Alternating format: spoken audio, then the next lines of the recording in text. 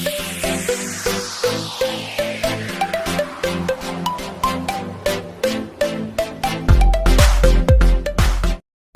anak-anak, pembelajaran kita yaitu tentang sumber-sumber ajaran Islam.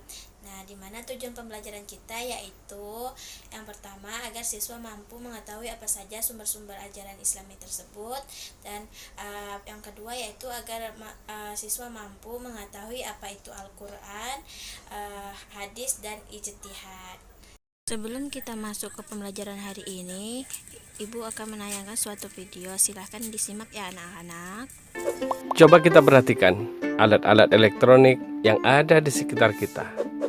Handphone, laptop, kipas angin, televisi, kulkas, AC, dan lain sebagainya. Alat-alat tersebut dibuat oleh pabrik dengan diberi buku petunjuk penggunaannya. Buku petunjuk tersebut dimaksudkan agar alat tersebut digunakan dengan benar sehingga awet dan tahan lama. Begitupun Allah dalam menciptakan manusia. Allah memberikan petunjuk kepada manusia agar manusia bisa berperilaku dengan benar sehingga bisa selamat dalam hidup di dunia dan di akhirat. Ajaran Islam bersumber kepada 3 hal. Yang pertama, Al-Quran, yang kedua, hadis, dan ketiga adalah ijtihad. Hari ini kita akan membahas materi tentang sumber-sumber ajaran Islam.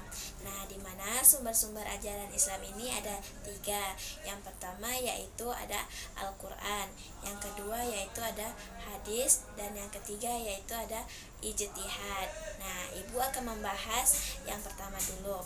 Nah, sumber hukum yang pertama yaitu ada Al-Quran. Nah, ada yang tahu apa itu Al-Quran? Nah, Al-Quran secara bahasa yaitu qara'a yaqra'u Qur'ana, yang artinya sesuatu yang dibaca atau bacaan.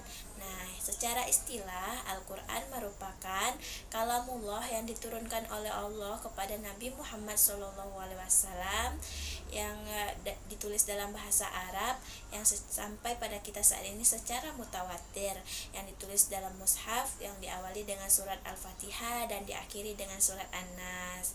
Nah, Al-Quran ini memiliki kedudukan yang paling utama dan paling penting. Kenapa demikian? Sesuatu persoalan harus merujuk pada Al-Quran. Nah, sumber yang kedua yaitu ada hadis. Nah, hadis di sini secara bahasa yaitu perkataan.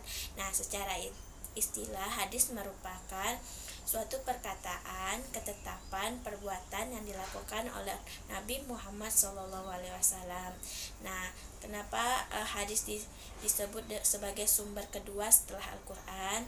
Yang artinya sesuatu perkara jika tidak ada terdapat dalam Al-Quran dan tidak ada penjelasannya dalam Al-Quran, maka diperlukannya hadis untuk sandaran yang kedua atau yang berikutnya.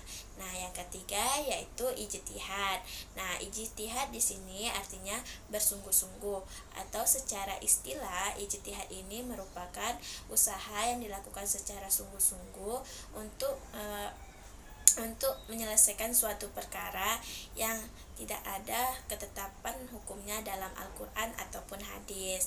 Nah, makanya di sini ijtihadlah dilakukan jika suatu perkara itu tidak ketemu ketetapannya dalam Al-Quran ataupun hadis.